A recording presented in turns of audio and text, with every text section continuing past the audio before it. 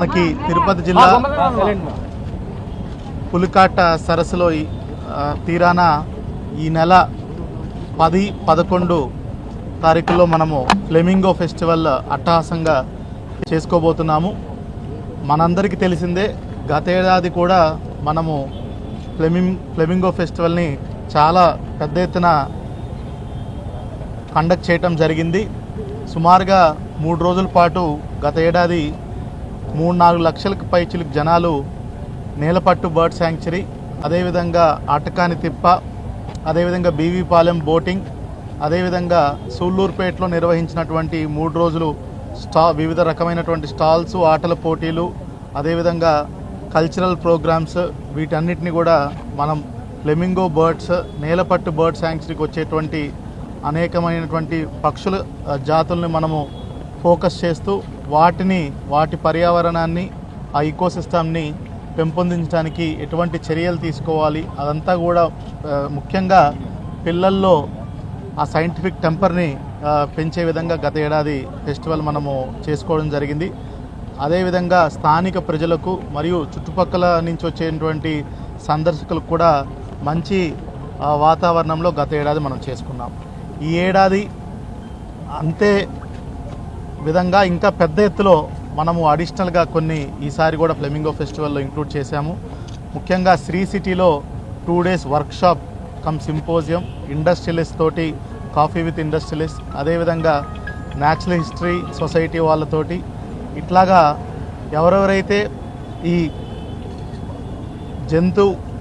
పక్షుల ప్రేమికులు ఉన్నారో, అదేవిధంగా ఇండస్ట్రియలిస్ట్ కూడా సిఎస్ఆర్ యాక్టివిటీస్లో భాగంగా ఈ ప్రాంతాన్ని అభివృద్ధి చేయడం కోసం వాళ్ళకు సపరేట్గా శ్రీ సిటీలో 2 డే వర్క్షాప్ పెట్టడం జరిగింది. మన జిల్లాకి ఇప్పుడు సుమారుగా 42% ఫారెస్ట్ కవర్ ఉంది. చాలా జలపాతాలు కూడా మన జిల్లాలో ఉన్నాయి, ట్రెక్కింగ్ రూట్స్ ఉన్నాయి. వాటిని కూడా ప్రమోట్ చేయడానికి ఈసారి ఉబ్బలమడుగు క్లస్టర్ని కూడా ఒకటి ఈసారి ఫెస్టివల్లో మనం తీసుకురావడం జరిగింది.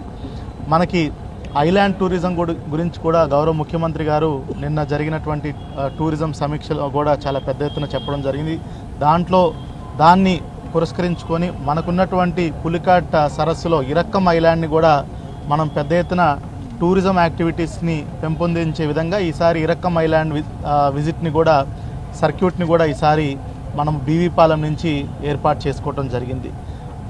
మరియు గత ఏడాది ఉన్నటువంటి నేలపట్టు బర్డ్ శాంక్చురీ, సూళ్ళూరుపేటలో ఉన్నటువంటి ఆటకాని తిప్ప, వీటన్నిటిని కూడా యథావిధంగా మనం కంటిన్యూ చేస్తాం. దీనికోసం పిల్లల కోసం సుమారుగా 10వ తారీఖున ఒక 3,500 మంది, 11వ తారీఖున ఒక 4,000 మందికి ఉచిత బస్సు సౌకర్యం కల్పిస్తూ వాళ్ళకు కూడా అన్ని చోట్లని వాళ్ళని తీసుకెళ్లే విధంగా చర్యలు తీసుకుంటున్నాం. మరియు మిగతా సందర్శకులకు కూడా కొన్ని ఉచిత రవాణా మనం కూడా పెట్టడం జరిగింది, ప్రతి పాయింట్ నుంచి ఇంకో పాయింట్ వెళ్ళటానికి. అదేవిధంగా ఈసారి బీవీపాలెంలో స్థానిక బోట్స్మెన్ సొసైటీస్కి వాళ్ళ చేయూత కోసం మనము సందర్శకులకు మినిమల్ ఫీజు కూడా బోటింగ్కి పెట్టడం జరిగింది. దీంతో వచ్చే మొత్తాన్ని కూడా స్థానికమైనటువంటి ఫిషర్మెన్ కమ్యూనిటీస్కి అందచేసే విధంగా కూడా చర్యలు తీసుకుంటున్నాము. మొత్తానికి 2 రోజులకి చాలా అట్టహాసంగా కార్యక్రమాలన్నీ కూడా మనం నిర్వహించుకోబోతున్నాము. చాలా పెద్ద ఎత్తున ఈసారి నిఘా నేత్రం, అదేవిధంగా సీసీటీవీ కెమెరాలు, డ్రోన్స్ సహాయంతో కూడా మనం క్రౌడ్ కంట్రోల్ అండ్ ట్రాఫిక్ మూమెంట్ని, ఇంకా ఇతరత్ర అవాంఛనీయ సంఘటనలు జరగకుండా కూడా మనం చూసుకుంటున్నాము. ఇట్లాగా ఒక పొలిటికల్ కమిటీని కూడా స్థానిక శాసనసభ్యులు వారి ఆధ్వర్యంలో